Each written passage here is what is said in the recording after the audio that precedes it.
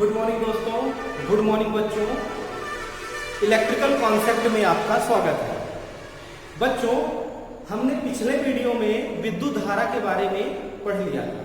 हमने यह जाना था कि आवेश प्रवाह की दर को विद्युत धारा कहते हैं और विद्युत धारा में क्या है, मोबिलिटी के गुण होते हैं और वह गुण कहाँ से आते हैं, क्योंकि इलेक्ट्रॉन का ही बहना विद्युत धारा कहलाता है और इलेक्ट्रॉन पे मोबिलिटी के गुण होते हैं, मतलब इलेक्ट्रॉन मूव करते हैं, यानी कि स्थिर नहीं होते कभी भी इलेक्ट्रॉन। तो और इलेक्ट्रॉन क्या करते हैं, चार्ज को कैरी करते हैं, चार्ज अपने साथ लेके जाते हैं और चार्ज का जो मात्रक यूनिट होता है वो कूलम में होता है। तो कितना चार्ज लेके जाते हैं ये बात हमने पहले भी समझ ली है। आज हम विद्युत धारा के बारे में अगले कॉन्सेप्ट के बारे में समझेंगे। तो हमारा आज का कॉन्सेप्ट है विद्युत धारा के प्रभाव, ठीक ना। तो हम इस कॉन्सेप्ट को समझेंगे कि आखिर विद्युत धारा के कौन कौन से प्रभाव होते हैं। दोस्तों, आपके घरों में बहुत सारे उपकरण होंगे जो विद्युत से चलते हैं, जैसे कि फ्रिज, ठीक है ना, जैसे कि मोटर, जैसे कि फैन, ट्यूबलाइट, बल्ब, ठीक है ना दोस्तों। तो ये बहुत अनेक टाइप के उपकरण होते हैं जो बिजली से चलते हैं और ये सारे उपकरण जो है तो अलग अलग तरह के कार्य को करते हैं। जैसे कि बल्ब का काम क्या होता है, प्रकाश को पैदा करना, ठीक है। हीटर का काम होता है कि वह ऊष्मा उत्पन्न करता है।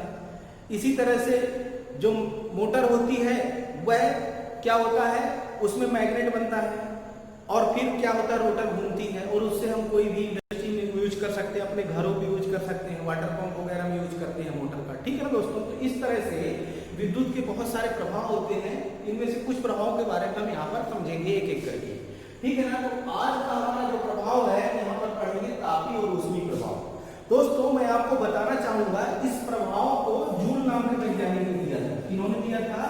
जूल नाम के वैज्ञानिक ने इस प्रभाव के बारे में बताया था और उन्होंने यह बताया था कि जैसे कोई चालक है और इस चालक से यदि हम कोई एक मीटर को कनेक्ट कर दें और इस पे हम अगर सप्लाई दे देते हैं और यह चालक मान के चलिए कॉपर का है, तो उन्होंने बताया था कि जितना भी चालक पे रेजिस्टेंस होता है, जितना भी किसी भी कंडक्टर पे रेजिस्टेंस होता है, तो उतना ही वह ऊष्मा उत्पन्न करता है। मतलब कि कोई भी चालक का रेजिस्टेंस जो होता है वह ऊष्मा उत्पन्न करने के लिए उत्तरदायी होता है। तो यहाँ पर दोस्तों देखिए, कॉपर का रेजिस्टेंस और यहाँ पर क्या है, हीटर लगाया है। लोड के रूप में हमने क्या लगाया है, हीटर। हीटर में क्या लगी होती है दोस्तों, मैं आपको बताना चाहूंगा, हीटर में नाइक्रोम की तार यूज होती है और नाइक्रोम का रेजिस्टेंस कॉपर के मुकाबले बहुत ज्यादा होता है। तो जैसा कि जूल ने बताया है कि कोई भी चालक में जितना ज्यादा रेजिस्टेंस होगा उतनी ही ज्यादा ऊष्मा उत्पन्न होगी। तो यहाँ पर जैसे कि हीटर का रेजिस्टेंस कॉपर के मुकाबले बहुत ज्यादा होता है, इसलिए हीटर में लगी हुई नाइक्रोम की जो वायर होती है वो ज्यादा ऊष्मा पैदा करती है अपेक्षाकृत कॉपर की। दोस्तों, ऐसा नहीं है कि कॉपर और एल्यूमिनियम ऊष्मा उत्पन्न नहीं करते। जब इन चालकों को इन चालकों का उपयोग करके किसी लोड को चलाया जाता है, तो देखिए अगर इंसुलेटेड केबल है तो उसके ऊपर यदि हम हाथ से स्किन से टच करते हैं तो वो भी हीट महसूस होती है, वहां पर भी हमें हीट महसूस होता है। तो इससे हमें यह पता चलता है कि कुछ न कुछ ऊष्मा तो ये भी उत्पन्न कर रहे हैं। और जितना भी इलेक्ट्रिक से चलने वाला यंत्र या उपकरण होता है वह जितनी ऊष्मा उत्पन्न कर रहा है, मतलब उसमें उतना ही लॉस हो रहा है, ठीक है ना दोस्तों, वहां से एनर्जी का लॉस हो रहा है। तो अब जैसे कि हम यहाँ पर नाइक्रोम की तार अगर हम यूज कर रहे हैं तो इसका पर्पज ये है, क्या पर्पज है इसका, कि ये ऊष्मा उत्पन्न करे, ठीक है ना दोस्तों।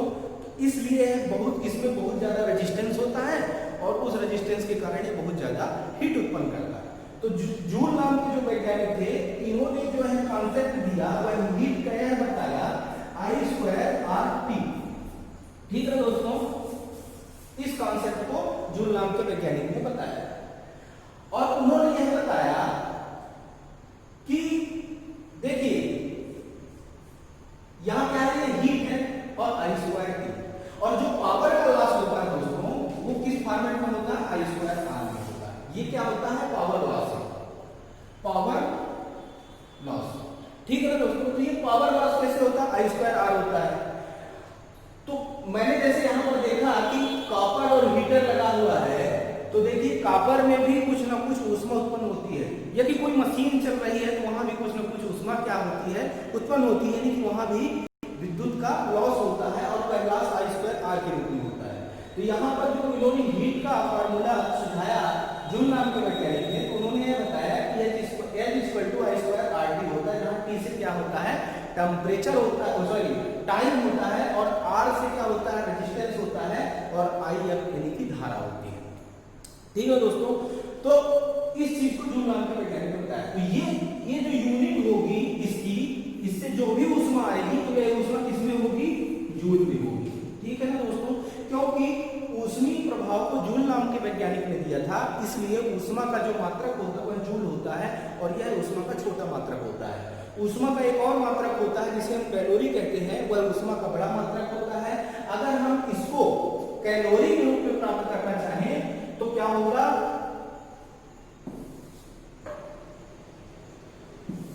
यहां पर हम लिख देते हैं, अगर हम इसको कैलोरी के रूप में प्राप्त करना चाहें तो ये I²R/0.24I²RT, अब ये हो जाएगा कैलोरी।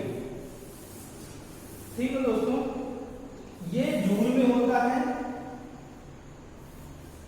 ठीक, ये क्या है, ये जूल में है और ये कैलोरी में। तो ये ऊष्मीय प्रभाव के दो मात्रक होते हैं, कैलोरी होता है, एक जूल होता है। तो यहां पर हमने देखा कि जो ऊष्मा उत्पन्न होती है, अगर उसमें 0.24 का मल्टीप्लाई कर दें तो वह जो ऊष्मा है वो कैलोरी में हमें मिलेगी, और यदि हम मल्टीप्लाई इसको नहीं करते हैं, I²RT लिखते हैं बस, तो इससे जो हमको ऊष्मा उत्पन्न ऊष्मा मिलेगी वह किसमें होगी, जूल में होगी। तो चलिए दोस्तों, तो हमने यहाँ पर दो मात्रकों को पढ़ा कि उसी प्रभाव के दो मात्रक होते हैं, एक जूल होता है, एक कैलोरी होता है। इसमें हम थोड़ा सा संबंध को देख लेते हैं।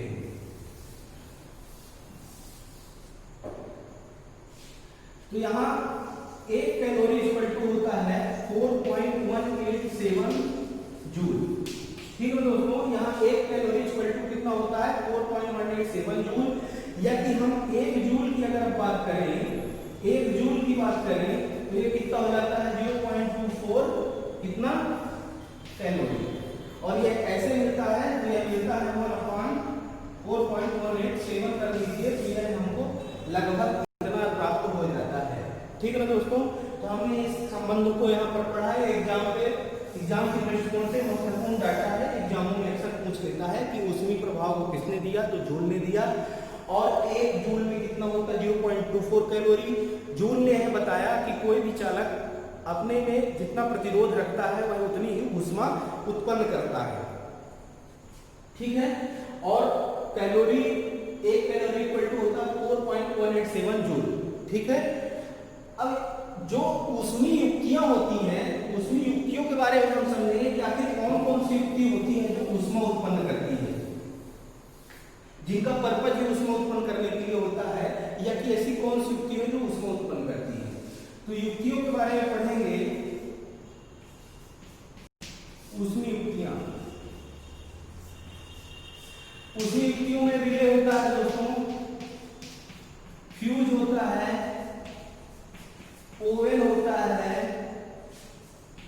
गीजर होता है, प्रेस होता है, हीटर होता है। ठीक है दोस्तों, ऐसे तमाम बहुत सारी युक्तियां होती हैं जो ऊष्मा को उत्पन्न करती हैं। तो reeler, fuse, oven, geyser, press, heater, ये सब ऊष्मीय युक्तियां कहलाती हैं। दोस्तों, मैं आपको बताना चाहूंगा कि जो युक्तियां ऊष्मीय प्रभाव को उत्पन्न करती हैं उनका पावर फैक्टर हमेशा क्या होता है, 1 होता है। तो इन युक्तियों का पावर फैक्टर कितना होता है, 1 या यूनिटी होता है। ठीक है दोस्तों, यूनिटी पावर फैक्टर होता है क्योंकि प्योर रेजिस्टिव सर्किट होती है, और प्योर रेजिस्टिव सर्किट का पावर फैक्टर क्या होता है, ऑलवेज 1 होता है। ठीक है, और जो ये ऊष्मीय प्रभाव है, यह ऊष्मीय प्रभाव